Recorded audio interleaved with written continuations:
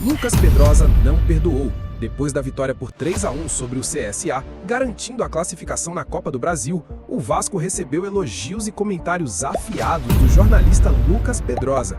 Mas afinal, o que exatamente ele falou sobre essa atuação do gigante da colina? Hoje, vamos mostrar todos os detalhes, reações e análises que estão dando o que falar. Já deixa o like, ativa o sininho e fica até o fim porque as declarações dele vão surpreender muita gente. Várias perguntas sobre o Verratti, um tema que eu vou abordar aqui em separado. Acho que ele foi muito claro sobre a situação do Verratti. Claramente ele confia no Verratti. Claramente ele entende que o Verratti pode ajudar o Vasco de várias outras maneiras que não só fazendo gol. Não vejo ele tirando o Verratti do time, até porque em toda essa resenha sobre o Verratti, para mim o grande erro ele é da diretoria, de não ter entregado um 9 de fato, um centroavante reserva para o Diniz. Então o Vasco já tem um banco escasso e além de ter um banco escasso, ele prefere utilizar o David, por exemplo, na vaga do Nuno, que fisicamente cansa mais. Ele prefere utilizar, por exemplo, o Ryan de ponta direita mesmo, porque você tem ali uma falta também de jogadores para serem utilizados ali. Tanto é que hoje o Puma Rodrigues entra de ponta direita, ou seja, essa é uma escassez do elenco e a gente vai falar sobre o novo reforço do Vasco. Então, antes de tirar o Verratti, ele tem outros jogadores para tirar. Ele tem outros jogadores para poder você preencher a lacuna e fazer com que o time não perca rendimento. Porque o elenco do Vasco é um elenco curto, é um elenco que tem poucos jogadores. Talvez quando o GB voltar, eu acho que o Verratti vai sair com mais frequência. Quando o GB estiver à disposição, eu acho que o GB vai ter alguns minutos na vaga do Verratti. Mas no final das contas, repito, aqui, o erro da diretoria é de não ter um centroavante em reserva desde o início da temporada. Então, o Verratti é um jogador que joga tanto e tantas vezes, estando bem ou estando mal, como ele está mal nesse momento, porque o elenco é curto. Essa aqui é a realidade e que foram as palavras ali do Diniz naquele momento. Em outras, digamos assim. Então, ele fala sobre a construção. Eu já desisti, assim, gente, sobre ele entender que ele tá correto em falar sobre o sistema defensivo. Serem os 11 jogadores, o sistema defensivo começa lá na frente. O futebol, hoje em dia, sem a bola, não existe se você for depender só dos jogadores que estão ali para marcar. No caso, o primeiro ou o segundo volante e a linha defensiva. Isso não existe. Todo mundo tem que marcar. Os 10 da linha, eles têm que marcar. Eles têm papel defensivo. Eles têm função. E é compreensível que ele fala sobre estoura lá atrás, estoura na última linha, quando você perde uma bola lá na frente e não faz a pressão alta com efetividade, a pressão pós-perda também, com 3, 4 jogadores, e eles conseguem lançar uma bola em profundidade e tudo mais. Tem tudo sentido no que ele está falando. Tem sentido também quando ele diz, por exemplo, que há uma tendência no futebol desse contra-ataque acontecer, e muitos times jogam de forma reativa, e a linha defensiva, os dois zagueiros finais, eles estão mais frios, eles estão mais acostumados a tocar de lado, a ter um pouco mais de posse de bola, e na hora de combater eles estão frios naquela situação. Tudo isso é verdade. Mas tudo isso é verdade pro contexto do futebol de forma geral, não pro contexto do Vasco. O Vasco realmente precisa de zagueiro, Diniz. Não é sobre estoura nos dois zagueiros. Não. É porque o Vasco precisa de jogadores confiáveis. Jogadores confiáveis a ponto, Diniz, do Vasco não tomar gol todo jogo. Porque é isso que acontece. O Vasco toma gol todo jogo. Isso não tem a ver com você ou tem a ver com o time que você está treinando hoje.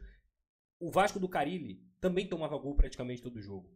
Isso tem a ver com a qualidade dos jogadores. E aí, entrando ainda mais no que você propõe de jogo, você precisa ter jogadores na sua linha defensiva que não são, desculpa, abre aspas, merdeiros.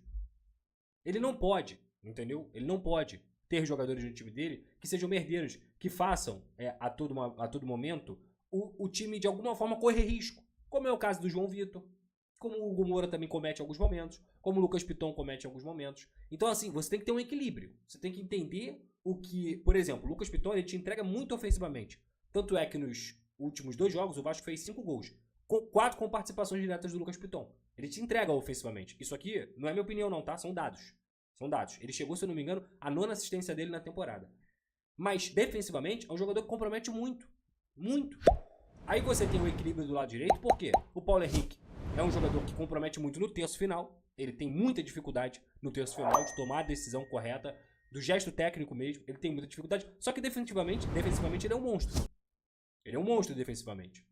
Eu até brinquei no Twitter. Tem que ter uma conversa do Piton com o Paulo Henrique Piton, me ensina aqui a atacar, me ensina a chegar ao terço final e tomar a decisão correta. Paulo Henrique, me ensina a defender, me ensina a recompor, me ensina a combater. É mais ou menos isso, porque se eles conseguissem serem equilibrados, é foda, né? Porque talvez eles nem estariam no Vasco. Mas é isso, você precisa equilibrar. O João Vitor é um jogador que erra a todo momento. O João Vitor é um jogador que, infelizmente, ele é um jogador inseguro. Ele tem até boas valências como zagueiro, mas ele é um jogador inseguro. Ele é um jogador que coloca o seu time em comprometimento o tempo inteiro. Tanto é que os 2 jogos que o Vasco talvez tenha jogado melhor nas últimas partidas tenha sido o jogo contra o Internacional fora de casa, um primeiro tempo muito, muito, muito bom, e que acabou com um empate muito por conta do absurdo que aconteceu com o Léo Jardim.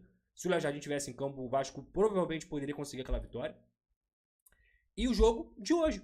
No final das contas, o Vasco fez o 3-0 contra o CSA, que é uma equipe muito mais frágil, mas que o João Vitor novamente não estava presente.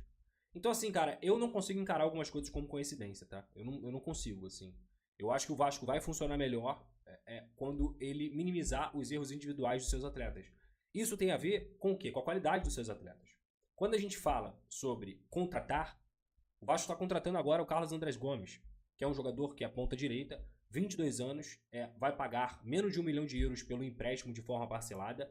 Tem uma compra com obrigação fixada de 4 a 5 milhões de euros por 60% dos direitos desse atleta, mas são metas controláveis, ou seja, se ele não render, por exemplo, nessa reta final e o Vasco entender que não vai comprar ele, que não vale a pena comprar ele, por exemplo, dá para controlar, entendeu? É um jogador que saiu do Milionários como grande promessa da ponta direita do futebol colombiano, vai para a MLS, vai muito bem na MLS, contribui com gols, contribui com assistências. Chega ao Rennes, que é um bom captador, que é uma equipe da França que é uma equipe mediana, digamos assim, mas que revela bons jogadores, que costuma captar bons jogadores. E ele não consegue se firmar lá. E o Vasco consegue trazer esse jogador, mesmo com a concorrência do Corinthians e do Cruzeiro. Então eu acho que é um nome que pode ajudar. Eu acho que é um nome que tem condições de ajudar mais do que os pontas direitas sem ser o Ryan, que o Vasco tem hoje. Mais do que o Lloyd, mais do que o Jean David, mais até do que o Garré, que era colocado naquela função. Eu acho que o Garré pode ajudar muito mais como camisa 10. Mas não tem jeito. Eu acho que o setor ofensivo do Vasco da Gama ele tem deficiências, mas você tem isso como uma menor preocupação. Não que não seja uma preocupação. A minha grande preocupação com o Vasco da Gama é a defesa. A minha grande preocupação com o Vasco da Gama é parar de tomar gols, parar de sofrer gols, parar de ser vazado a todo jogo e a todo momento com equipes de Série C, com equipe de Série B, com equipe de Série A. Então isso você só vai conseguir, principalmente, tendo um zagueiro seguro, que saiba orientar os seus companheiros de zaga, saiba orientar os seus companheiros à frente dele, porque o sistema defensivo é sim um jogo que tem 10 jogadores envolvidos. Eu concordo com o Diniz. Só que se você tem 2, 3 que te comprometem todo jogo, amigo, você precisa trocar esses jogadores. Então, assim, eu acho que o Vasco precisa muito, muito de um reforço para melhorar essa bola aérea, para melhorar a orientação, para subir o nível. E a informação que eu tenho é que essa negociação está acontecendo. O Vasco está negociando com um zagueiro e pretende anunciar esse zagueiro até a próxima semana, pelo menos é a informação que eu tenho. Um zagueiro que joga fora do país, joga na Europa, e nesse momento é o que se espera, que o Vasco consiga fechar com esse zagueiro. Ainda estou em busca de descobrir de fato o nome, mas o que eu vi, que as referências são boas, é um zagueiro que vai ter um pouco mais de velocidade, de drible também, no sentido de ser técnico, para você poder quebrar essa primeira linha quando o Vasco tiver a bola, e é um cara muito forte fisicamente, é o que eu tenho escutado, que é um jogador que não tem tanta estatura no sentido da bola aérea, mas tem muita impulsão. Então esse plano A do Vasco é esse zagueiro que vai conseguir qualificar e orientar e ter essa experiência necessária para melhorar o sistema defensivo. Acho que o Vasco precisa muito, se pudesse poderia até trazer 2 zagueiros, mas nesse momento duvido muito, até pela opinião do Diniz ali, que ele disse que, você vê que ele tem dificuldade de admitir que os zagueiros do Vasco são inferiores, assim. Mas o Vasco precisa. E esse é um trabalho que a diretoria tem que fazer. Tem que entregar qualidade no seu sistema defensivo, na sua linha defensiva, tá? Ao contrário, os jogadores laterais. Acho que o Puma é um jogador que tem muita qualidade, tem força física, é um jogador de aceleração. Fez uma partida muito boa contra o Mirassol. E o Paulo Henrique está muito bem. Então, eu acho que hoje foi uma questão de colocar aqueles caras que eu acho que estão produzindo mais, e quando dá para encaixar, como foi hoje, eu faço. Eu acho que é importante colocar aquilo que a gente tem de melhor no campo. A outra pergunta, esqueci. O Hugo Moura na zaga, ele é um jogador que pode jogar de zagueiro comigo. Ele já jogou de zagueiro também um pouco, acho que no Flamengo, mas ele tem características que o qualificam para jogar de zagueiro. Tem um passe muito bom, é um jogador quando ele só fica com a linha alta, ele é um jogador que tem boa velocidade, tem boa força física e tem uma construção facilitada, porque é um jogador que joga como volante, ele já tem um bom passe, então a gente tem um ganho em relação a isso. Em relação ao Jair, o Jair está muito bem, já faz um tempo. Quando a gente tem um jogo que tem mais posse, o jogo fica muito, muito facilitado com a entrada dele, que ele dá fluência para o jogo. E o Thiago Mendes, ele é um jogador que ficou 2 temporadas e meia no Catar, que é um futebol muito mais moroso que o daqui. Somado a isso, ele teve uma lesão importante um pouco antes dele vir para cá, e ele já estava um tempo sem jogar. Então, o Thiago, a gente está procurando alimentá-lo de bons treinamentos e para ele ir ganhando ritmo aos poucos, para ele estar na sua melhor condição. Mas é um jogador que tem muita qualidade, tem muito para ajudar o Vasco. Diniz, Sérgio Quinte, canal Atenção Vascaínos, parabéns pelo resultado, pela classificação. O Vasco, mais uma vez, fez um jogo com muito volume ofensivo, criando bastante chances, como já vinha fazendo nos outros jogos. Para você, houve alguma diferença nesse jogo em relação ao que o Vasco vinha fazendo? Você mudou alguma coisa ou a única diferença é que o Vasco fez o que já vinha fazendo e dessa vez a bola entrou e antes não estava entrando? Isso me permite, em relação ao estilo que o Vasco joga, de movimentação ofensiva, de intensidade, atrapalha o Pablo Verratti pelas características físicas e técnicas que ele tem? O que você achou do Verratti hoje também? Obrigado. Não, o Verratti não atrapalha, o Verratti ajuda. O time não é só força ofensiva, mas assim, mesmo falando da força ofensiva, ele é um grande artilheiro. Hoje ele não conseguiu fazer o gol, mas fez o gol contra o Mirassol. Nem sei quantos gols ele já tem comigo depois que cheguei aqui, mas ele é um jogador importante. A gente precisa de um jogador, um time que cria muito, a gente precisa de um jogador como ele, artilheiro, para poder finalizar as jogadas. Hoje ele não conseguiu fazer os gols, as chances que ele teve, mas é um jogador muito importante para o time. E em relação, você falou, o que mudou do volume ofensivo, hoje a gente teve até mais volume ofensivo do que a gente tem tido. A gente finalizou acho que 28 vezes. E conseguiu aproveitar 3, podia ter feito muito mais gols também hoje. No fundo foram 3, mas a gente tinha que ter feito mais. Teve um volume muito maior para fazer mais gols. A gente tem que ainda aproveitar mais o volume de chances criadas que a gente tem. Boa noite, Diniz. Fernando Silva, parabéns pela classificação. Eu ia perguntar exatamente do Hugo Moura na zaga, mas o amigo já perguntou. Então, queria que você avaliasse o sistema defensivo hoje como um todo. Apesar teve um gol que foi pedido, apesar dos 2 gols tomados, achei que a defesa do Vasco foi uma defesa sólida hoje. E destaque também, se poderia falar um pouquinho do Lucas Piton na partida de hoje. O técnico do CSA ainda há pouco falou que as melhores jogadas da equipe do Vasco foi do lado esquerdo pelo Lucas Piton, que deu um pouquinho de trabalho para a defesa do CSA. Então, avaliar o sistema defensivo como um todo hoje e o Lucas Piton também individualmente. Obrigado. Eu acho que o sistema defensivo no primeiro tempo foi quase impecável. O sistema, só nos 11 jogadores. A gente marcou muito bem. O sistema defensivo, acho que você assim, tem que entender que não é a linha de 4, não é a zaga. São os 2 zagueiros, 2 laterais. Do jeito que a gente joga, se a gente marcar mal lá na frente, a zaga vai sofrer e não vai ser culpa dela. Então, no segundo tempo, hoje, a gente marcou bem pior que no primeiro tempo. A gente deixou mais espaço, ficou mais vulnerável, a gente demorou a voltar para dobrar a marcação, a gente demorou para sair com a linha de 4 para deixar o time mais compactado. E por isso que eles tiveram algumas chances que eles não tiveram no primeiro tempo. Então, quando a gente fala de sistema defensivo, a gente erra muito, sempre quase que culpando a linha de 4 e quase sempre os 2 zagueiros. Então, o sistema defensivo funcionou porque todo mundo colaborou para que ele funcionasse. Tudo bem, Diniz? Me mata uma curiosidade e também te fazer uma colocação. Você poderia efetivar o Hugo na zaga e o Jair no meio? Passou isso pela sua cabeça em cima do que você usou? Isso. E qual a importância dessa vitória para a sequência da temporada vascaína? Não, isso pode acontecer, é uma possibilidade, entre outras tantas que a gente tem. Mas é uma possibilidade, não é uma coisa para a gente descartar.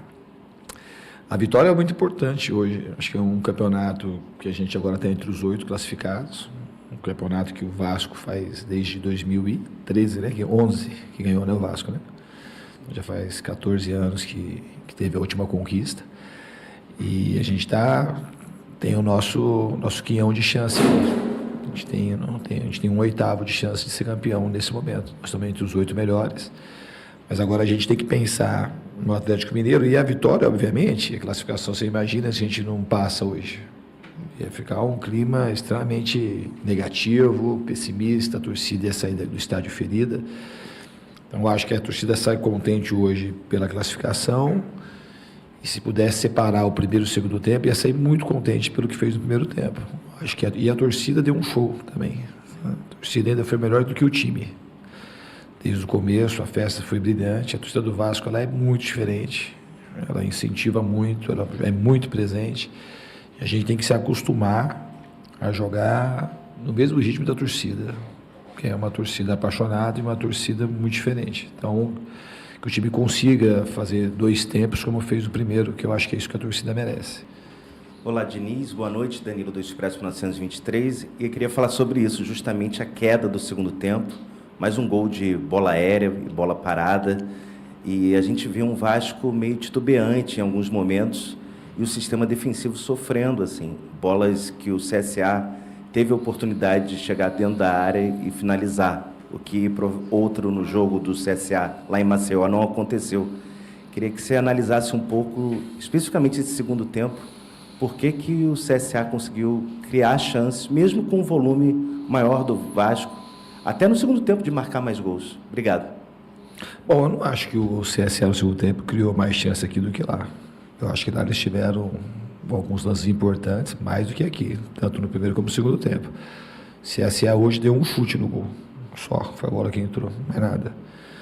Então, assim, e o sistema defensivo, assim, às vezes pelo tom da tua pergunta, para o sistema defensivo é a parte de trás. O sistema defensivo não é a parte de trás. A gente sofreu muito mais pelas falhas de marcação dos homens da frente do que pelos homens de trás.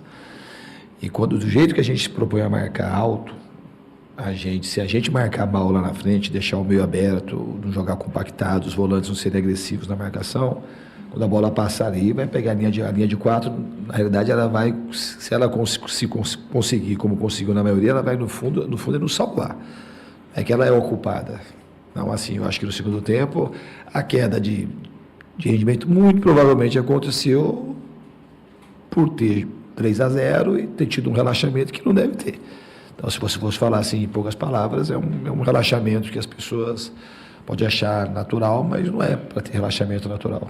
É para a equipe manter o ritmo, porque a gente tomou um gol, de repente toma um gol lá, aquela bola de falta entra e a gente ia ficar como? Até o final do jogo. Então, assim, acho que a gente tem que manter o padrão no nível máximo dos 2 tempos. Acho que essa é o que a gente tem que melhorar. Em relação à bola parada, uma desatenção. Acho que o time, isso é uma coisa que acontece em todos os times, que está tendo muito volume ofensivo e está sendo pouco exigido na defesa, a defesa fica um pouco fria no jogo. Isso não acontece só com o Vasco hoje. Acontece em muitos dos times. Você pode reparar que às vezes um time tem muito volume ofensivo, um time não vai, é a primeira vez que vai, às vezes os jogadores acham que não vai acontecer e acaba acontecendo. Então acho que isso foi o que aconteceu. Diniz, Lineker Bionde, a hora do Vasco. Você acabou de falar uma frase agora que mostra a instabilidade do segundo tempo, falada aí pelo nosso amigo aqui, que se a gente toma aquele gol de falta, a gente ficaria como? Isso se demonstra, você tenta esclarecer para a gente algum problema psicológico que precisa ser resolvido. Algumas vezes você já falou que não seria, né? Na coletiva passada do jogo contra o Mirassol, você falou que não existe esse tipo de problema. Qual seria esse problema? Ficaria como? Por quê? Não, é claro que não tem a ver com psicológico nesse sentido das atribuições que vocês às vezes falavam do problema do Vasco psicológico. Tomar um gol, não reagir, se perde, momento, muito pelo contrário. Eu acho que emocionalmente o time se mostra cada vez mais forte até. Porque com a sequência de resultados que a gente mereceu vencer, não venceu, e no jogo seguinte, mostrar competência, jogar cada vez melhor, marcar bem. e não conseguir vencer e você repetir no trabalho, não desistir, isso mostra muita evolução para mim na parte psicológica. Os resultados, acho que todo mundo concorda que o jogo do Inter nós podíamos ter vencido, o jogo do Grêmio podia ter vencido, o jogo do Del Valle podia ter vencido, o que a gente produziu. E o time, o Mirassol também. A gente foi muito mais dominante do que o Mirassol naquele jogo. Então, acho que psicologicamente a equipe se mostra cada vez mais forte. Hoje, o que aconteceu tem a ver com o lado psicológico, mas não por conta dessas razões que a gente estava atribuindo ao Vasco até um tempo atrás. Teve um relaxamento que não deve, porque eles tiveram poucas chances. Se eles tivessem criado, porque o CSA é um time que tem qualidade também, se não tivesse qualidade, ele não estaria aqui. Ele não tirou o Grêmio sem mérito, muito pelo contrário. Então, se a gente joga com o mesmo ímpeto, com a mesma concentração, provavelmente eles não teriam a chance que eles tiveram de não tinha tomado o gol. Então, assim, isso é um aspecto emocional do jogo, psicológico, totalmente. Um time que faz e marca, faz o que fez no primeiro tempo e marca do jeito que marcou, se muda e não tem nada a ver com cansaço, pelo contrário. A gente voltou para o segundo tempo, a gente terminou o jogo em cima, todo mundo correndo muito, fizemos o terceiro gol. Assim que a gente voltou para o segundo tempo, a gente voltou numa rotação mais baixa. Se tivesse voltado, a gente tivesse cansado, dos 15 minutos finais fossem ruins, que nem foi isso que aconteceu. Os 15 minutos finais nossos, a gente não foi tão contundente, mas foi muito mais equilibrado.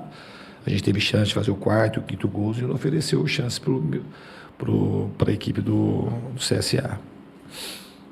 Diniz, aqui. Parabéns pela classificação.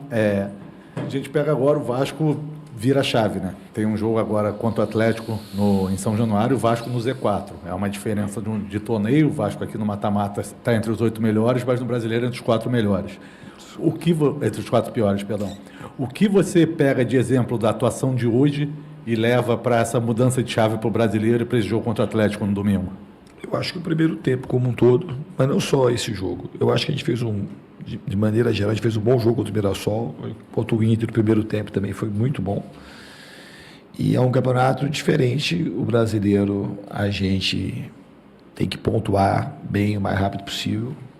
A equipe tem produzido para ganhar jogos. Eu espero que a gente consiga, de fato, fazer uma grande partida e dar um presente para a nossa torcida no domingo.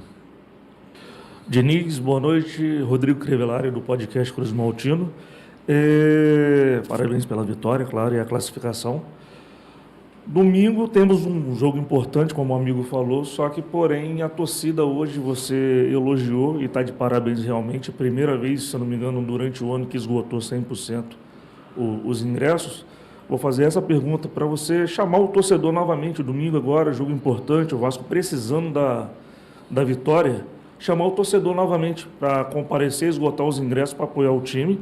E também um determinado jogador do Vasco que o torcedor espera muito, do Felipe Coutinho. E hoje ele teve muita participação com a bola e sem a bola.